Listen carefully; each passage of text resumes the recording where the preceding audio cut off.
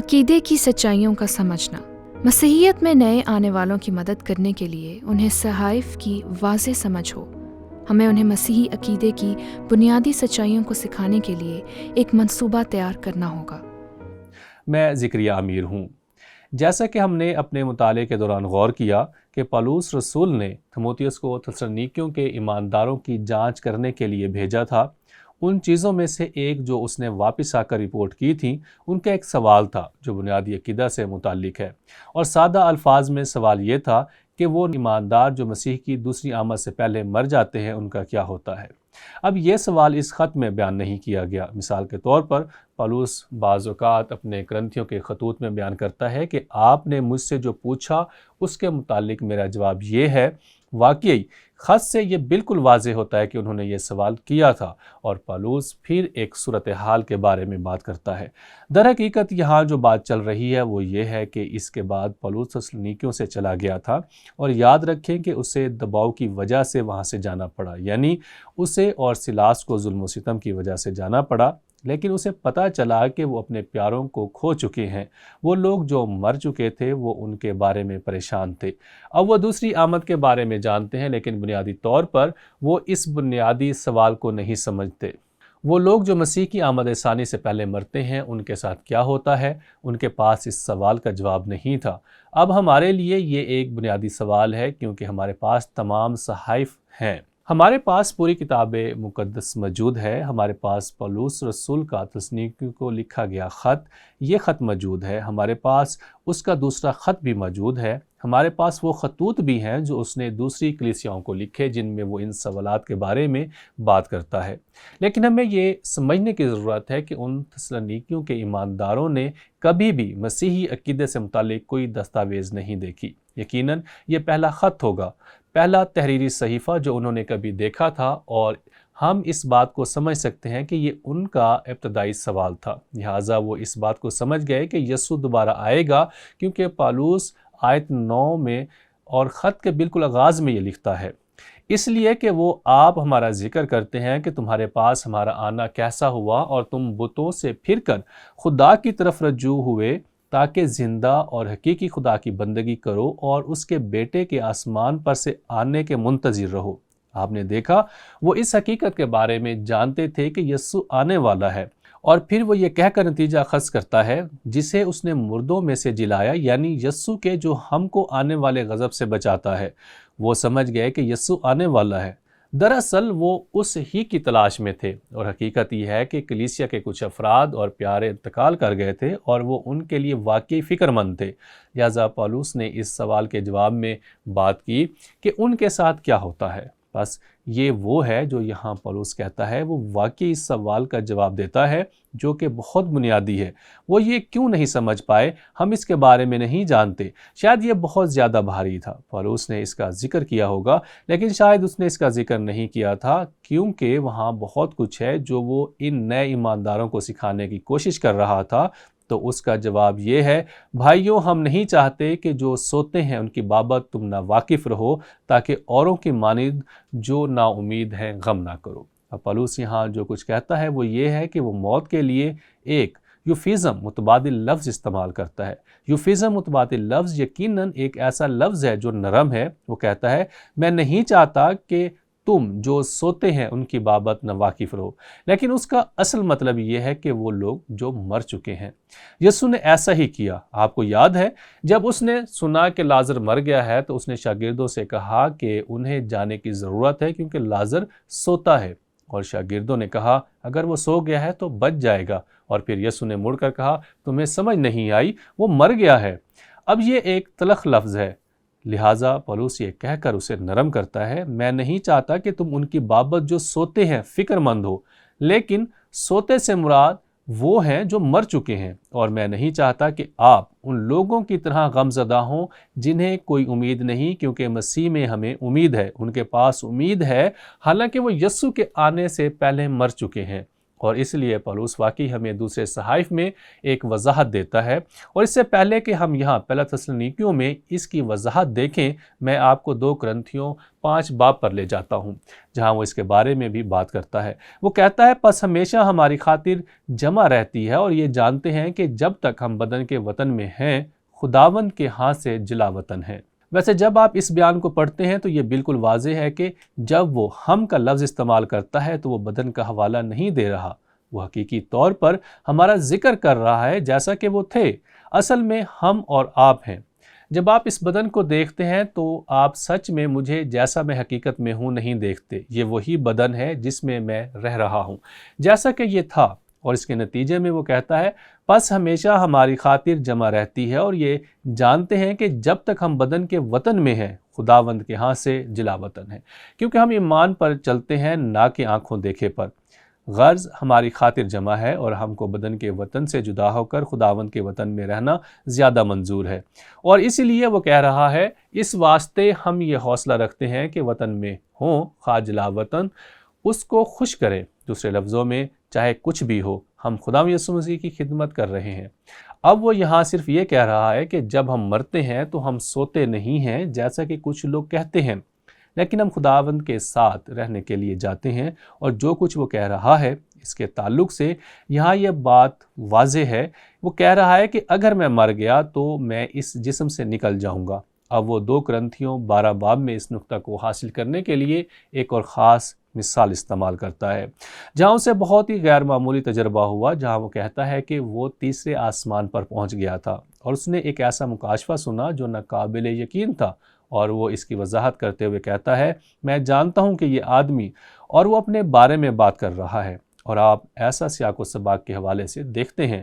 اب آپ غور کریں، میں یہ بھی جانتا ہوں کہ اس شخص نے بدن سمیت یا بغیر بدن کے، یہ مجھے معلوم نہیں، خدا کو معلوم ہے، لیکن آدمی سے مراد پالوس کا اپنی طرف اشارہ ہے، یکایک فردوس میں پہنچ کر ایسی باتیں سنی جو کہنے کی نہیں، اور جن کا کہنا آدمی کو روا نہیں، اور جس وجہ سے میں آپ کے ساتھ ایک بار پھر اس کا اظہار کرتا ہوں تاکہ اس بات کی نشاندہی ہو کہ پالوس یہ ایمان رکھتا تھا۔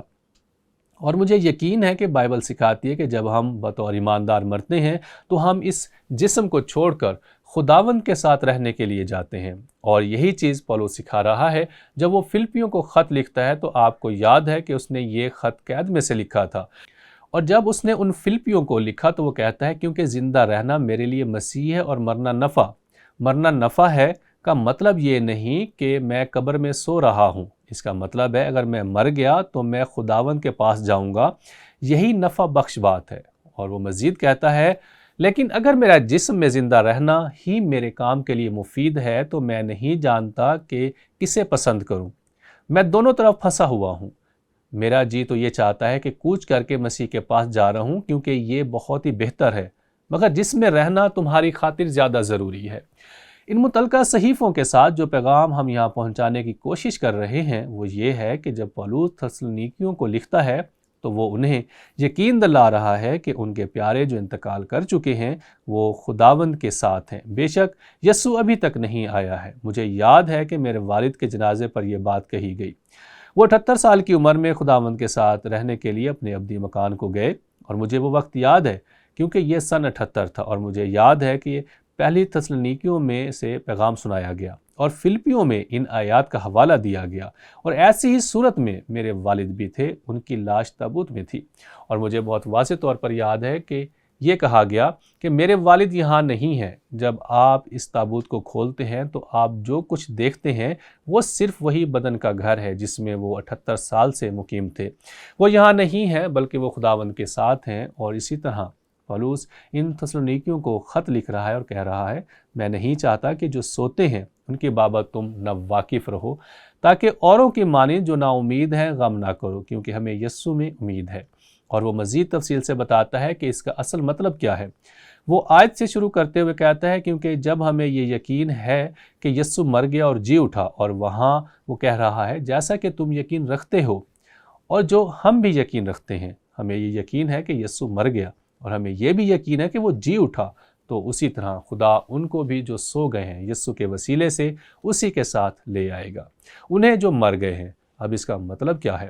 میں ذاتی طور پر ہر اس بات پر یقین رکھتا ہوں جو پالوس نے اس چیز سے مطابقت اور تعلق قائم کرنے کے لیے کہی، اور کلام کا بقیہ تعلیم سے بھی، کہ جب یسوع مسیح کلیسیا کو اس دنیا سے لینے آئے گا تو وہ لوگ جو مسیح میں مر چکے ہیں، جو مسیح کے ساتھ ہیں، اس کے ساتھ آئیں گے، اور اسی لیے وہ کہتا ہے خدا ان کو بھی جو سو گئے ہیں یسوع کے وسیلے سے اس کے ساتھ لے آئے گا۔ چنانچہ ہم تم سے خداوند کے کلام کے مطابق کہتے ہیں کہ ہم جو زندہ ہیں اور خداوند کے آنے تک باقی رہیں گے، سوئے ہوئوں میں سے ہرگز آگے نہ بڑھیں گے۔ اور پھر وہ آگے بڑھتا ہے، اور اگر آپ غور سے دیکھیں تو مجھے لگتا ہے کہ آپ سمجھ سکتے ہیں کہ وہ کس کے بارے میں بات کر رہا ہے، کیونکہ خداوند خود آسمان سے للکار اور مقرب فرشتے کی آواز اور خدا کے نرسنگے کے ساتھ اتر آئے گا۔ یسوع کے ساتھ کون ہیں؟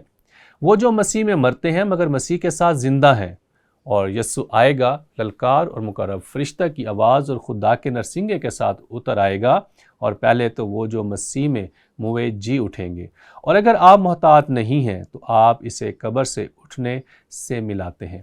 وہ کیا کہہ رہا ہے؟ جب یسوع واپس آئے گا اور کلیسیا میں ہر ایک کو اپنے ساتھ رہنے کے لیے بلائے گا تو وہ لوگ جو اس کے ساتھ واپس آئیں گے تو پہلے وہ جی اٹھیں گے، اور پھر ہم ان کے ساتھ ہوا میں شامل ہو جائیں گے۔ آپ دیکھتے ہیں کہ جب وہ اس صورت میں آتا ہے تو وہ زمین پر نہیں آتا، وہ آتا ہے اور تمام ایمانداروں کو اپنے ساتھ ہو لینے کے لیے بلاتا ہے۔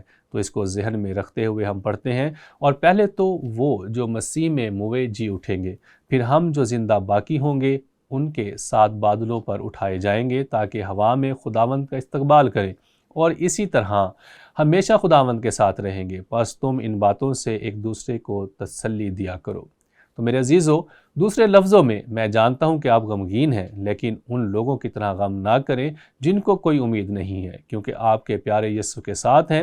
جب یسوع دوبارہ ان تمام لوگوں کو لینے کے لیے آئے گا جو یسوع مسیح پر ایمان رکھتے ہیں تو وہ اس کے ساتھ واپس آئیں گے، اور پھر ہم سب مل کر بالکل نئے بدن کے ساتھ اوپر جائیں گے۔ اور پولس رسول اس کی وضاحت کرتا ہے، پہلا کرنتھیوں میں تھوڑی اور تفصیل سے کرتا ہے۔ وہ کہتا ہے، دیکھو میں تم سے بھید کی بات کہتا ہوں، ہم سب تو نہیں سوئیں گے مگر سب بدل جائیں گے۔ اس کا کیا مطلب ہے؟ ہم سب نہیں مریں گے۔ ویسے یہ اس بات کی نشاندہی کرتا ہے کہ پولس کو یقین تھا کہ یسوع کسی بھی لمحے آ سکتا ہے، یہاں تک کہ اس کے اپنے زمانے میں بھی، مگر سب بدل جائیں گے، اور یہ ایک دم میں، ایک پل میں پچھلا نرسنگا پھونکتے ہی ہوگا، کیونکہ نرسنگا پھونکا جائے گا اور مردے غیر فانی حالت میں اٹھیں گے اور ہم بدل جائیں گے۔ ضرور ہے کہ یہ فانی جسم بقا کا جامہ پہنے اور یہ مرنے والا جسم حیات ابدی کا جامہ پہنے۔ تو میرے عزیزو، حقائق یہ ہے کہ وہ بنیادی طور پر کہہ رہا ہے پرانا بدن ختم ہو جائے گا اور ہمیں بالکل نیا بدن ملے گا، خدا یسوع مسیح جیسا بدن جو جی اٹھنے کے بعد اس کے پاس تھا۔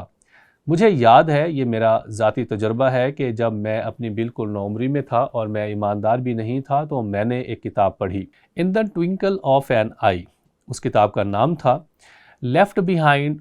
پلک جھپکتے ہی سے ملتی جلتی تھی، اور یہ کتاب واقعی اس چیز کی کہانی تھی جس کے بارے میں پولس بات کر رہا ہے، اور اس نے مجھے واقعی خوفزدہ کر دیا، اور میں ایماندار نہیں تھا اور میں اس بات کو قبول کرنے کے لیے تیار نہیں تھا۔ اور مجھے یاد ہے، اور یہ لوگوں کے لیے بہت عجیب لگ سکتا ہے، کہ میں نوجوانوں کی طرح پارٹی کرنے نکلتا اور پھر میں گھر آ جاتا، اور میں ہمیشہ اپنے والدین کے سونے والے کمرے میں جھانکتا تاکہ یقینی بنایا جا سکے کہ وہ اب بھی وہاں موجود ہیں۔